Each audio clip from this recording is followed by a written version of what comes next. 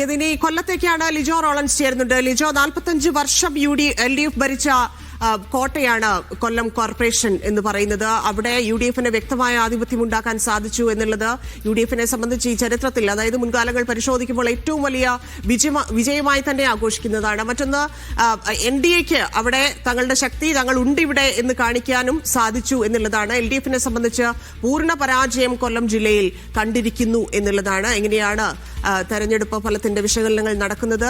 രാഷ്ട്രീയ പാർട്ടികളുടെ പ്രതികരണങ്ങൾ എങ്ങനെ?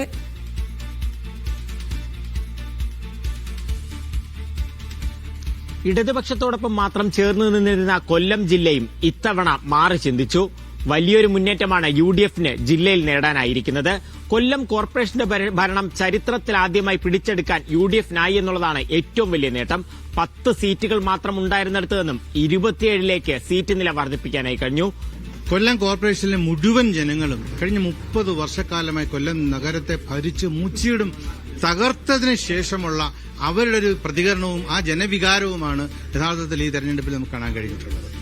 LDFനാകട്ടെ 38 എണ്ണം ഉണ്ടായിരുന്നിടത്ത് നിന്നും അത് തകർന്ന് 16ലേക്ക് കൂപ്പുകുത്തുകയായിരുന്നു. BJPയും സീറ്റ് നില ഇരട്ടിച്ചു. 6 ഉണ്ടായിരുന്നത് 12 ഉയർത്താനായിട്ട് കഴിഞ്ഞു. എന്തായാലും UDFന്റെ നേതൃത്വത്തിൽ തന്നെ കൊല്ലം കോർപ്പറേഷൻ ഭരിക്കുന്നതാണ് നിലവിലെ ഒരു അവസ്ഥ. കൊല്ലം ജില്ലാ പഞ്ചായത്ത് നോക്കുകയാണെന്നുണ്ടെങ്കിൽ നിലവിൽ 3 എണ്ണം മാത്രമായിരുന്നു UDFനുണ്ടായിരുന്നത്. അത് 10 വർദ്ധിപ്പിക്കാനായി കഴിഞ്ഞു. 27 ഡിവിഷനുകളിലുള്ളതിൽ 17 എണ്ണം LDFന് നിലനിർത്താനും കഴിഞ്ഞു. ജില്ലാ പഞ്ചായത്ത് കഴിഞ്ഞു കഴിഞ്ഞാൽ ഏറ്റവും പ്രധാനമെന്ന് പറയുന്നത് നഗരസഭകളാണ്. നഗരസഭകൾ 4 എണ്ണമാണ്. നിലവിൽ 3-1 എന്നുള്ളതായിരുന്നു. 1 എണ്ണം UDFനുണ്ടായിരുന്നു. ഇപ്പോഴും 1 എണ്ണമുണ്ട്. പക്ഷെ അത് കരുനാഗപ്പള്ളി, എല്ലാ കാലത്തും ഇടതുപക്ഷത്തിന്റെ ശക്തി കേന്ദ്രമായിരുന്ന കരുനാഗപ്പള്ളി പിടിച്ചെടുക്കുന്നതിനായി ഇത്തവണ UDFന് കഴിഞ്ഞിട്ടുണ്ട്. ബ്ലോക്ക് പഞ്ചായത്തുകൾ 11 എണ്ണത്തിൽ 10-1 എന്നുള്ള നിലയായിരുന്നു. അതിൽ ഇത്തവണ അത് മാറിക്കൊണ്ട് 7 എണ്ണം LDFനും 3 എണ്ണം പിടിച്ചെടുക്കാൻ കഴിഞ്ഞു. ഏറ്റവും പ്രധാനമെന്ന് പറയുന്നത് പത്തനാപുരമാണ്. ഗണേഷ് കുമാർ MLAയുടെ നാടാണ്. ആ പത്തനാപുരം പിടിച്ചെടുക്കാൻ കഴിഞ്ഞു. ഒരിടത്ത് ആർക്കും വ്യക്തമായ ഭൂരിപക്ഷമില്ല. ഈ കോട്ട ഞങ്ങൾ ഇപ്പോ തകർത്തു. കോർപ്പറേഷൻ പിടിച്ചു. 2026 കോൺഗ്രസിന്റെ UDF പാർലമെന്ററി പാർട്ടിയിൽ ഏറ്റവും കൂടുതൽ MLAമാർ നൽകുന്ന ജില്ലകളിൽ ഒന്നാക്കി ഇതിനെ മാറ്റുക എന്നുള്ളതാണ് ഞങ്ങളുടെ അടുത്ത ലക്ഷ്യം. പഞ്ചായത്തുകളിലേക്ക് വന്നു കഴിഞ്ഞാൽ ആകെയുള്ള 68 പഞ്ചായത്തുകളിൽ 33 എണ്ണം LDF ഭരിക്കുമ്പോൾ 32 എണ്ണം അത് UDFലേക്ക് വരുന്നുണ്ട്. BJPക്ക് 2 ഇടത്ത് നേട്ടമുണ്ടാക്കാൻ കഴിഞ്ഞിട്ടുണ്ട്.